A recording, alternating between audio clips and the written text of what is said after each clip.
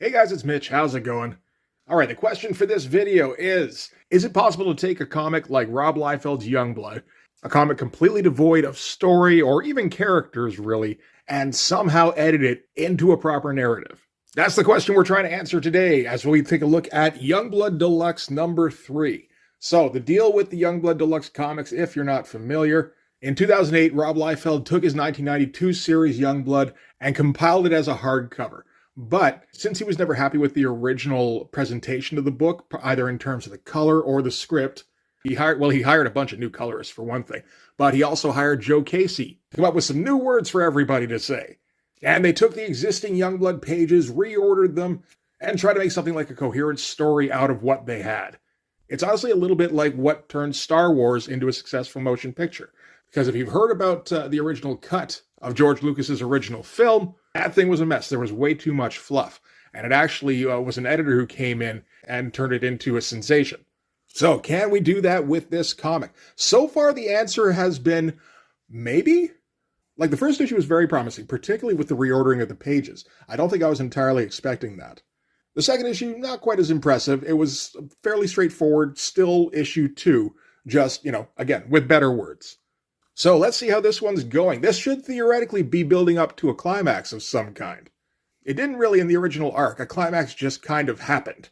So let's dive right in. We can start with the cover. I don't like this cover at all. I will say I don't mind the original cover, like even really a little bit. And you might say, what's the difference? This is the same art. We're just adding new color. That's the problem. So for me, the original color is what works. It's a bunch of primary colors. It's that early age of digital separation, which I think works, particularly for early image.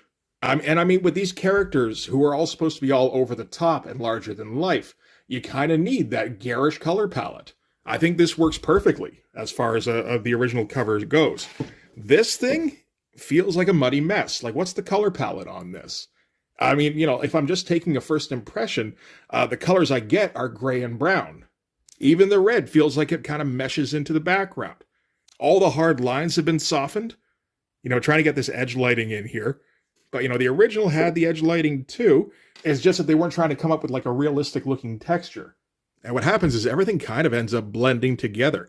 And again, with these characters, if you try to make them look more realistic in some way, more gritty, more down to earth or something like that, you completely lose the point of the book, I feel like. A lot of Rob Liefeld's ideas for comics come down to what would a superhero be like in this situation in real life? And the thing is, if he examined the question, I think he'd probably realize they wouldn't be a fucking superhero. They wouldn't dress in a leotard and shoot fucking arrows. The kind of guy who has the gym discipline to get this physique is not covering it up with this outfit unless he's getting paid like none of us has ever seen. Anyway, that's enough about the cover. I like the original composition fine. I remember seeing that original number 3 cover as a kid and thinking that looked pretty impressive. All right, so Rob Liefeld, creator story art. I like to think that's his title these days. Like when he gets announced in ballrooms or at movie wrap parties if he can get invited to those. The doorman in question accompanies him into the room and just says, Rob Liefeld, creator story art. Joe Casey on script. He's having to do the heavy lifting on this. Matt Yackey on colors. Okay, well, he's helping out a fair bit. Russ Wooten on letters. Drew Guild, production and design. So he's the one who came up with this barely visible cover sheet, I suppose.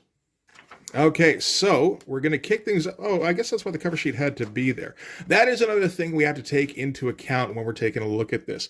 Because this wasn't reordered so that it could be split up into issues, really. It was reordered so that it would fit into that initial trade paperback. So really, these are just kind of crude kind of approximations of chapters. So we'll take that into account as we go into it. When we seem to jump into something with no context, the original context is you have the entire book there that you can flip back to, or if we get to kind of a truncated ending to the issue, theoretically you should just be able to turn the page and get the next part. But, Rob is trying to squeak as much money out of this as he can, right? Rob doesn't know anything about storytelling, so he doesn't realize that we're not jumping in at a good part or jumping off at a bad part. Anyway, we can start by seeing how Youngblood number 3 kicked off. Youngblood number 3 kicked off with Prophet in battle. Not, I suppose, the worst idea at the time, because this was what was expected of Image Comics. If you buy an Image comic, You want to get fights. You want to get them right away. Rob Liefeld's like, okay, how's about page 1? It's like, yeah, that kind of works. Then we get into the scene we're starting in the book. We will see that prophet fight, of course. But right now we got to focus on Shaft.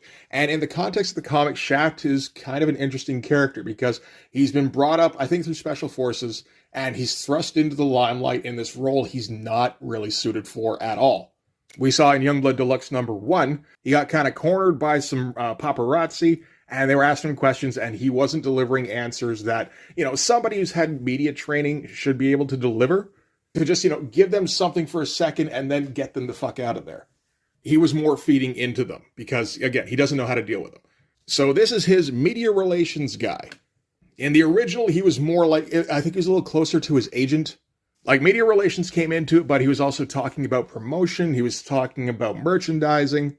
He was talking about, like, focus group testing. Like, he was all over the map. I think what it was that Rob Liefeld had, he was just getting some new exposure to Hollywood and to marketing possibilities now that he had his own venture. And since the idea for Youngblood is kind of grounded in what if kind of realism, he wanted some realistic type questions that he had fielded, I suppose, when Youngblood #1 dropped, or maybe before that with X-Force. So this version of Shaft hasn't been keeping up with his media training. There's a whole course that you're supposed to take when you join Youngblood to teach you how to deal with the media. And as the front man, he should probably have taken that course, but he's too busy shopping with his girlfriend and getting his hair permed. So Shaft's solution is, well, then just don't put me up there. Simple solution. And the media relations guy here, Timer's like, well, that's just not going to be an option.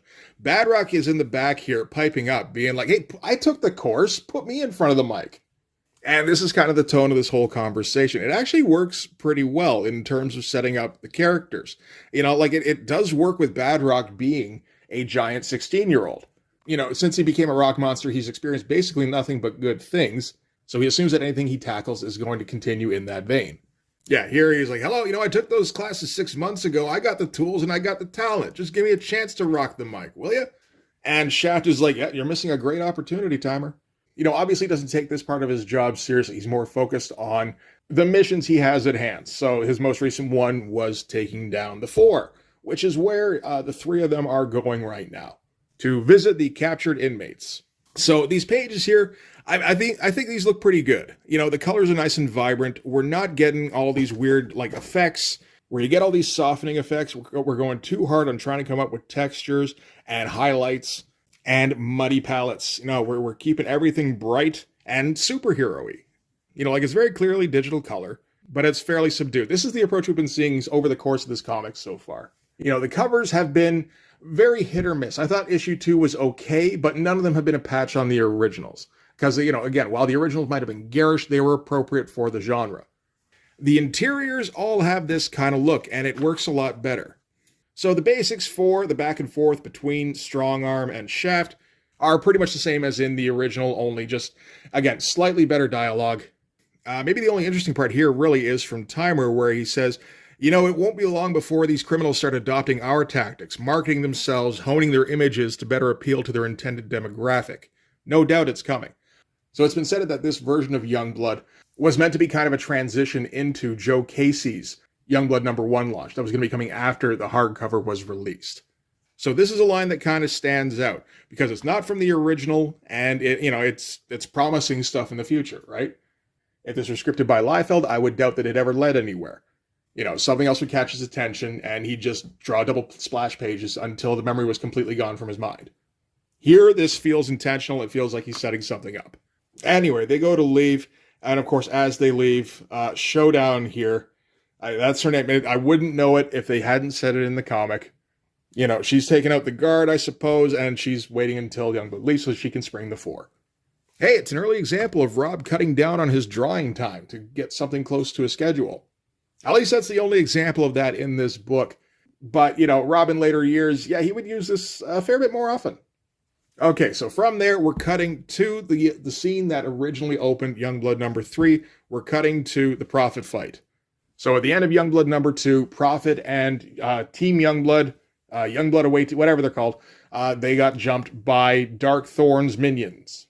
And that was where the issue ended. So this is where we're picking up, and, the battle has not gone well.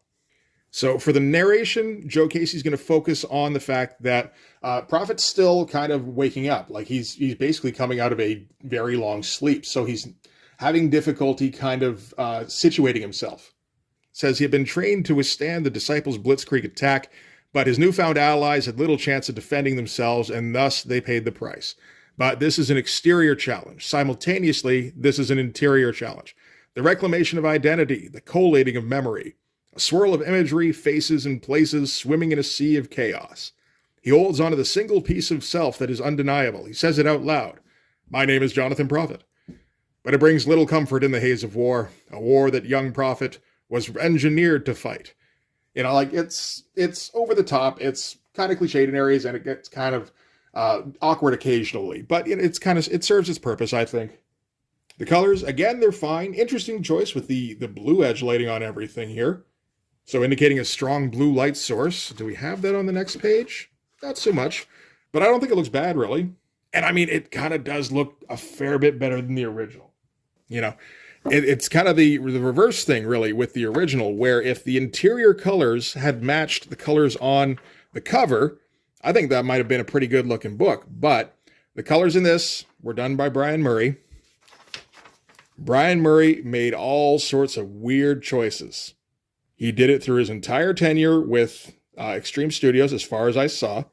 Just the ugliest, most garish-looking comic you've probably seen. Oh, hey, here we go. Here's some proper color stuff, except for whatever he's doing in the background here.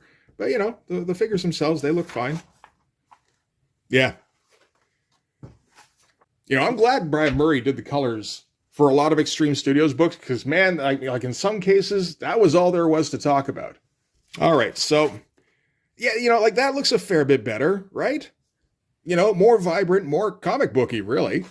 So the minions, they advance, and obviously Prophet's going to fight them all.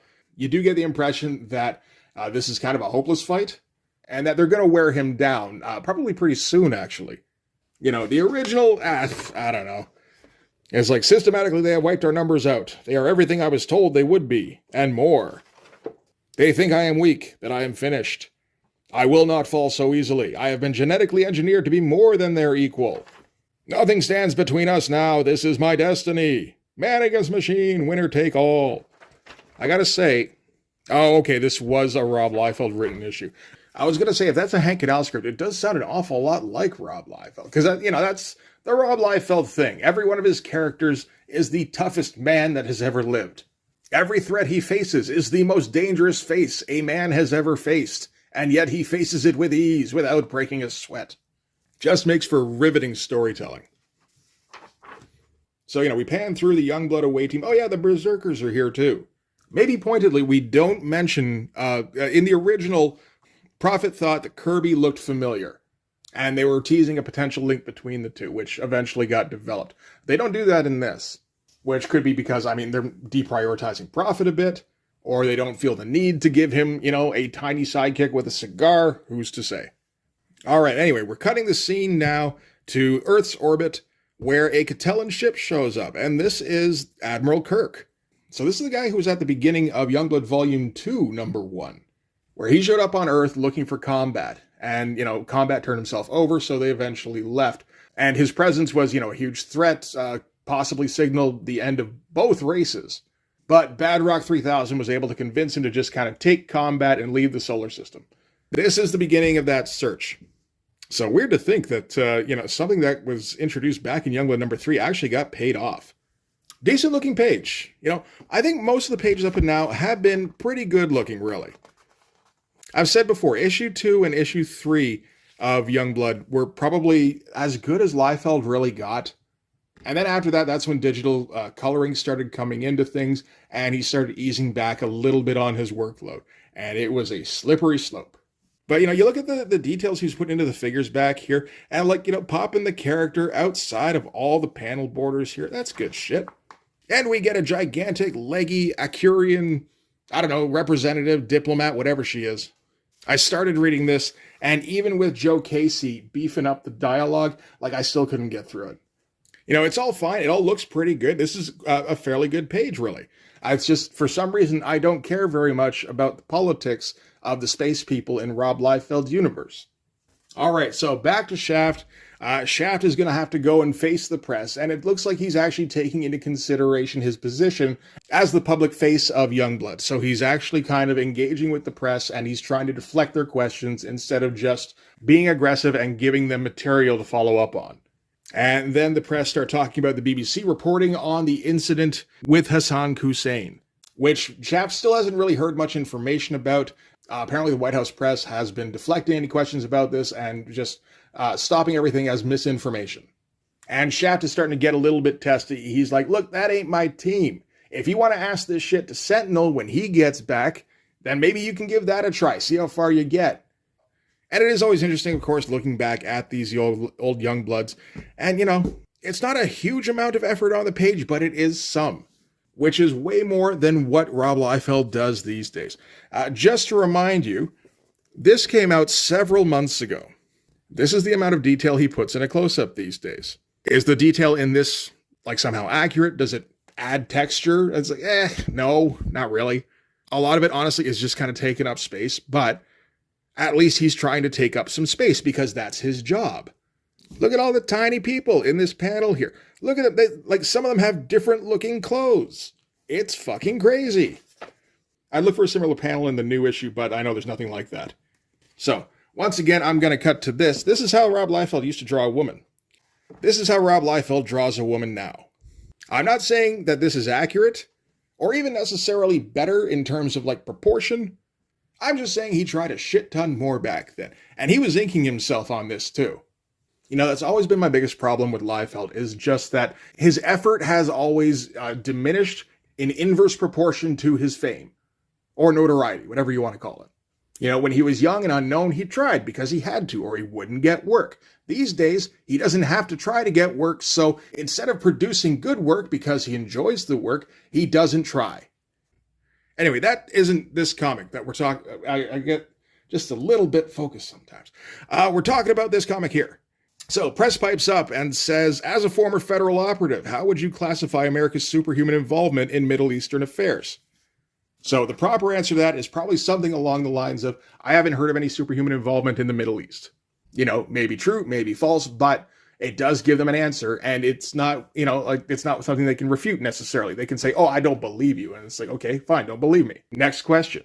So that's something along the lines of what Shaft should have said. What he actually says is, you can do better than that. Why don't you try hypnosis, or maybe spike my Red Bull with sodium pentothal? You know, he starts getting snarky, which is going to set them off. Timer tries to get it back on track, saying that what Shaft is trying to say is that Youngblood is a multifaceted organization, and they're happy to address other aspects of the exciting group. And the press come back with, so your official stance is that Youngblood was never in Iraq? And Shaft has to answer because he can't help himself, being like, hypothetically, are you people so ready to pounce if such an action did take place? I mean, it sounds like you're stumping for Hussein. And then the press jump on that. Lois and Clark specifically jump on that. Say, excuse me, was that a confirmation? And Lois is like, it sounds like you're condoning Youngblood's explicit interference in international hot zones. And so now it's, you know, it's completely spiraling, and Timer has to end the press conference. He says, any further queries, I would refer you to your press packets. You'll find exclusive info on the new Youngblood family cruiser in conjunction with the Ford Motor Company. So Shaft is coming along as a public face, but he still needs a little bit of work. You know, they're walking away. Timer's like, well, that could have gone better. Shaft is like, I told you. And Bagrock, of course, is like, that should have been me up there. Got a phone moment here where Shaft suggests that, you know, maybe there's somebody else on the team who's better suited for the public job. Maybe Chapel. It's like, yeah, I'm sure that would work out great. But then somebody comes running up from the detention area saying that there's a possible breakout and that there have been multiple fatalities. So that at least gives Shaft something to focus on where he can head down and just, you know, forget all about this press conference nonsense. I will say this page here, something about the coloring and maybe even the ink transfer. Maybe think that this was a page that had been added in, because like some of it gets pretty weak, really. I think it's just some of the lines are being washed out. Because this page is in the original.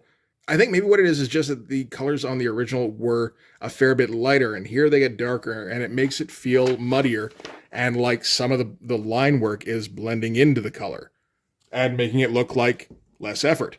Anyway, that never happened, so we're getting into like alternate universe tangents now. Okay, back to the detention center, where Showdown is breaking up the four, as in issue 3. And of course, you know, back in these days, Well, I mean, yeah, I say back in these days like he's improved, but you show a dead guy by like completely snapping his neck backwards and also by breaking his back in half. Yeah, I don't think he's improved on that very much since, but that is pretty awkward. All right, we get our big double page splash of Youngblood busting through the giant picture window in the detention center. Still a pretty good double splash as far as those go. You know, you get pretty big shots of all the characters here. I mean, these are basically the three main characters, depending how you feel about Die Hard. Vogue ain't shit. Photon ain't shit. Nobody in Team B is worth paying attention to. And again, keeping the color effects fairly muted, you know, like just kind of keeping them under control, which I appreciate. I don't know how easy that is for colors to do these days. It feels like, well, I guess in 2008, maybe it wasn't as prolific for colorists just to go nuts on a book, because these days colorists are more the artists than the pencilers are. Of course, you know, back in 2008, they had their own problems, mostly lens flares. But I feel like Matt Yackee is keeping it under control. Like, this is nice. This is nice and contained. He's not overreaching. He's not making himself like the star of the book. I think Matt Yackee was one of the guys who stuck around to the point where Rob kind of forced him to be the star of the book. So, you know, it was just a matter of playing a waiting game. So again, giant shots of Shaft. I mean, I think anybody who's familiar with Youngblood, they're familiar with this sequence anyway. This is like one of the few memorable fights in Youngblood. There wasn't really a memorable fight in Youngblood #1. Youngblood #2, I don't know, maybe, Youngblood away team versus Prophet. That had some moments anyway. There's the big Brahma forearm shiver on Prophet. That's a pretty good one. But this is the one with Shaft versus ninjas. Damn stupid ninjas, as Chappell Woods called them. He doesn't call them that in this, more's the pity. So we know the deal here. Showdown doesn't fight Shaft directly. She sicks the ninjas on him. They get the upper hand on him early, which, you know, was kind of surprising, I suppose. Shaft often just kind of went all offense and didn't have to play defense. Because, again, Rob Liefeld, that's his thing. Superheroes always win all the time. And this was the shot, I think, that everybody remembers, because this was probably the bloodiest shot in Youngblood up until this point, where Shaft slices into a ninja. Kind of pointlessly bloody, really, because it wasn't like an indication that the book was going to get this kind of violent again. I don't think it really did. I don't even think Rob likes drawing that kind of violence. You know, he likes drawing superhero violence. So it's just, being ultra-violent for the sake of being ultra-violent for a second. Giving him a panel that he could show off to show how extreme his new venture is. You know, we get Badrock versus the ninjas. There's some good stuff going on in here. You know, he gave us a Dutch angle here, got the forced perspective with a ninja flying right at us, popping him outside of the panel border. You know, like Rob Liefeld understood a while back what makes a page exciting. At least he understood a couple of things. These days it's hit or miss whether or not he feels like putting the thought in to come up with anything that's, remotely interesting. Chappell starts getting in on the fighting because we gotta focus on everybody in turn. And I'm not being sarcastic there. We do have to do that. If you're going to have three people in the fight, you got to have each person taking part in the fight. But yeah, our line here is Badrock saying, "Is anyone else wondering why we're bothering with these pajama-wearing wimps? I think someone's trying to keep us occupied." Chappell replies by saying, "What's the difference?" Which is not as strong a line as "damn stupid ninjas," which we can now confirm is a Rob line. I think I probably would have assumed before that was Hank Canals. He does get into some kind of classic Robisms, like, "I'm still waiting for a challenge in this outfit. I'm not even breaking a sweat here." And Rob lets Matt Yackee get a little extra with the violence here. It's a nice shot. Cool looking effect, a fair bit better than the original here. It does mean he had to make up a whole lot of shadows, of course, on his own, but that's fine. This would not be the last time Matt Yackee would have to make up shadows. Anyway, fight. That's what this issue's all about. Which, hey, I mean, nobody expected anything else from Youngblood, right? I never expected anything else from Youngblood. Anyway, they do the thing where they're about to teleport out, with the body slide. Shaft wings Gage here so that he's no longer in the teleportation field, so he gets left behind, which I don't know if that ever got followed up on. I feel like it must have, probably in like Team Youngblood or something. That's where all the story progression happened. But before Shaft can punch the truth out of him, he's confronted by somebody else in the detention center. Oh, look at that. They gave him like a button nose. Isn't that cute? That doesn't quite fit. But yeah, anyway, Die Hard shows up. There's trouble in the Middle East to do with this Prophet guy. So we got to go to the rescue. And we get our pointless vertical double page splash. These are the ones I dislike because It's not like he's trying to be impressive. He's drawing the same thing he would draw in a splash or a half splash, only on a larger scale, and not scaling up the level of detail to match it. And of course, he made me turn my comic on its side. I hate that shit. And that's just kind of where we're ending. That is where issue 3 ended. This felt a little bit short. I mean, we didn't touch on Prophet very much. I feel like, was there stuff from issue 3 that got left out? Oh, you know what? Okay. The stuff in issue 3 that kind of filled it out was, so yeah, we got like 4, 5, 6, I don't even know. We got a bunch of pages about Supreme in this one by Brian Murray, including that weird-ass image that eventually turned into the cover. But yeah, that is basically it for Youngblood Deluxe number 3. We're going to get an ad for Youngblood Vault Edition. Looks like that is coming out at the end of this month. I gotta say, I'm less excited about that now than I was like the first time. Like the first time I saw that, I'm like, shit. Like, I don't think I can avoid getting that. These days, I think I can avoid it. I don't know. It doesn't feel 100% necessary. I think there'll be some interesting things in it. That said, it's also being offered by Image, not by Rob Liefeld, so I think it probably will still be available after it originally gets released. I might be eating my words on that, but some other things have come up that are slightly more prioritized. You know, if anybody's a member of the Wildstorm Universe Facebook group, they put out some pretty impressive artist editions over the years of guys that you would never see normally. And they've got a couple names coming up this year in Aaron Weisenfeld and Richard Bennett that, yeah, I'm prioritizing over this. Aaron Weisenfeld, I'd very much like to see how it looks. The Richard Bennett one, I might hurt a man if he tries to keep me from that thing. Anyway, we're getting our ad for Youngblood Deluxe number 4, now in lime green. So Sprite flavor. Is this better than the blue? I don't know. I don't know if you can do anything exciting with this cover. I've never thought this was particularly good. Just people standing there. I hate that shit. Oh, and then we get like regular Image ads, which are so out of place. Like, these look like somebody's passion project, you know? At least a couple of them do. Or, you know, like, I've got a story to tell. And then you got Rob with the counterpoint of, I've got money to make. And I mean, he's more successful at making that money than those people are at telling that story. I'm sure sometimes he is. Anyway, that is it for Youngblood Deluxe number 3. I don't know that we can come to a conclusion yet whether or not this has been a success. Thinking about where the story goes, I don't know if we can, because the rest of this is just going to be a big fight, right? This is the problem with the conceit as a whole, is that you're trying to construct a real narrative using only existing Youngblood assets. And at some point, you can't avoid getting to the place where you have to admit that you just don't have what you need to build a story. You know, theoretically, considering that the climax of this little arc, if we want to call it that, we should be building tension towards the big conflict with Darkthorn. The problem is we haven't actually seen Darkthorn since the opening of the remastered story, and that's not going to change because prior to the final conflict, that was all Rob Liefeld had drawn of Darkthorn. So we do get the minions keep showing up. We do get the Prophet conflict popping up in this one, although it's pretty briefly. And then the rest of it is, you know, Shaft fighting the Four, and Shaft needs media training. And I mean, there's not a lot that Joe Casey can do with this, I think, because those are the pages he has. Those are obviously the pages he has. Theoretically, if he was writing this story on his own, he'd probably want more pages to do with everything to do with Darkthorn. You know, like more insert shots of Darkthorn. Maybe focus more on the battle with the away team. Do we need to point out how much Shaft needs media training?